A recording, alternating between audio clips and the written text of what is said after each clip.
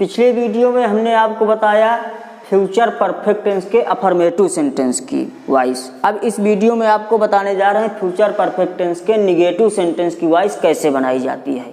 तो देखिए, negative sentence नकारात्मक वाक्य। निगेटिव सेंटेंस में कैसे करते हैं, सबसे पहले हम ऑब्जेक्ट को सब्जेक्ट बनाते हैं। जो भी हमारा ऑब्जेक्ट होगा उसे हम सब्जेक्ट बनाएंगे। फिर नया जो सब्जेक्ट बनेगा उसके अकॉर्डिंग हम लगाएंगे विल या शैल। मेन हमारा है विल या शैल देखना है हमें, कहाँ पर विल लगाएंगे कहाँ पर शैल लगाएंगे। अगर सब्जेक्ट हमारा आई और वी है तो हम शैल लगाएंगे, शेष सभी के साथ विल लगाएंगे। केवल आई और वी के साथ बस हम शैल लगाते हैं। तो विल या शैल में से दो में से किसी एक को लगाना है। फिर इसके बाद निगेटिव सेंटेंस है तो नॉट लगाएंगे, फिर इसके बाद हैव लगाएंगे, फिर इसके बाद बीन का प्रयोग करेंगे। फिर इसके बाद वर्ब की थर्ड फॉर्म, वर्ब की थर्ड फॉर्म ऑलरेडी इसमें लगी रहती है तो उसी को हम रख देंगे। फिर बाई प्रीपोजिशन का यूज करेंगे और लास्ट में सब्जेक्ट को ऑब्जेक्ट बना देंगे। सब्जेक्ट को जब ऑब्जेक्ट बनाएंगे तो उसका ऑब्जेक्टिव केस रखेंगे। ऑब्जेक्टिव केस यानी कर्म कारक। तो देखिए, इस स्ट्रक्चर के अकॉर्डिंग जैसे हमें बनाना है तो कैसे करते हैं हम, कैसे इस टेंस की वॉइस हम बनाते हैं। जैसे कह दिया जाए they will not have made a noise. They will not have made a noise. तो इसे जब हम चेंज करेंगे सबसे पहले ऑब्जेक्ट को सब्जेक्ट बनाएंगे। ऑब्जेक्ट क्या है हमारा, ए नॉइज। तो ए नॉइज को जब हम सब्जेक्ट बनाएंगे तो सबसे शुरू में ले आएंगे ए नॉइज। अब नए बने हुए सब्जेक्ट के अकॉर्डिंग हम लगाते हैं विल या शैल। तो नया सब्जेक्ट हमारा बन गया ए नॉइज, तो इसमें क्या लगाएंगे विल। चूंकि विल या शैल में से दो में से किसी एक को ही लगाना है। अगर यहाँ पे आई या वी आया होता तो फिर हम शैल लगाते, लेकिन यहाँ पे क्या आ गया एनवाइज, तो क्या लगाएंगे विल। एनवाइज विल, निगेटिव है नॉट। इसके बाद क्या लगाएंगे have been, have been. Anyways will not have been. Verb की थर्ड फॉर्म लगी ही है मेड, तो मेड बाई प्रीपोजिशन का यूज कर देंगे। अब सब्जेक्ट को ऑब्जेक्ट यानी ऑब्जेक्टिव केस, तो बाई देम। दे हमारा सब्जेक्ट है, दे का ऑब्जेक्टिव केस रख देंगे देम। आगे जैसे कह दिया जाए मोहन विल नॉट हैव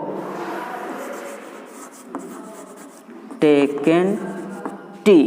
ये जैसे है Mohan will not have taken T. तो इसे जब हम करेंगे तो इसमें भी सबसे पहले ऑब्जेक्ट को सब्जेक्ट बनाएंगे। ऑब्जेक्ट क्या है हमारा टी, तो टी को जब सब्जेक्ट बनाएंगे तो सबसे शुरू में ले आएंगे टी। अब टी के साथ क्या लगाएंगे, विल या शैल, दो में से एक लगाना है तो विल।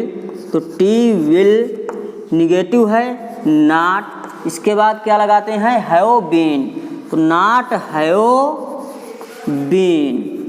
इसके बाद वर्ब की थर्ड फॉर्म, वर्ब की थर्ड फॉर्म ऑलरेडी लगी रहती है तो टेकन बाई प्रीपोजिशन का यूज करेंगे बाई। अब सब्जेक्ट को ऑब्जेक्ट बनाएंगे। सब्जेक्ट है हमारा मोहन, तो मोहन का तो कोई ऑब्जेक्टिव केस होगा नहीं, जो प्रोनाउन होंगे उन्हीं का ऑब्जेक्टिव केस होगा, बाकी नाउन का नहीं होगा। तो ये हमारा नाउन है तो बस सीधे नाउन को ही आएगा, तो नाउन अपने जगह पे वही हो जाएगा, तो बाई मोहन ही हो जाएगा। इसका कोई हम ऑब्जेक्टिव केस नहीं रखेंगे कि इसके जगह पर प्रोनाउन ही यूज कर दे फिर उसका ऑब्जेक्टिव केस हम रखें। ऐसा अगर करेंगे तो वो सेंटेंस हमारा रॉन्ग हो जाएगा। नाउन को ही आएगा तो उस नाउन को ही हम रख देंगे। आगे जैसे कह दिया जाए she will not have read novel.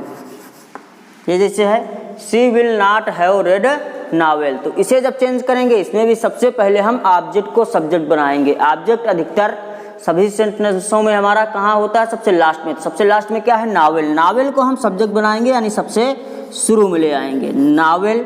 अब नावेल के साथ हेल्पिंग वर्ब लगाएंगे विल, नावेल विल। चूंकि आई या वी होता तो यहाँ पे क्या लगाते थे शैल, आई और वी तो है नहीं, तो नावेल विल। इसके बाद क्या करेंगे, निगेटिव है तो नॉट लगाएंगे, विल नॉट। फिर इसके बाद हैव, हैव।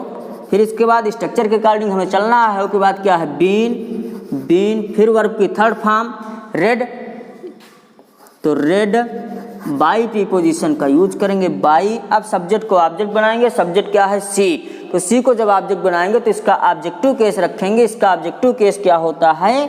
हर। तो बाई हर। तो इसका हो गया हमारा novel will not have been read by her. तो ये निगेटिव सेंटेंस हुए। आगे की वीडियो में आपको बताएंगे कि इंट्रोगेटिव सेंटेंस की वॉइस कैसे बनाई जाती है। आज तक के लिए निगेटिव सेंटेंस तक ही बताया जाएगा। बस इतना ही आज।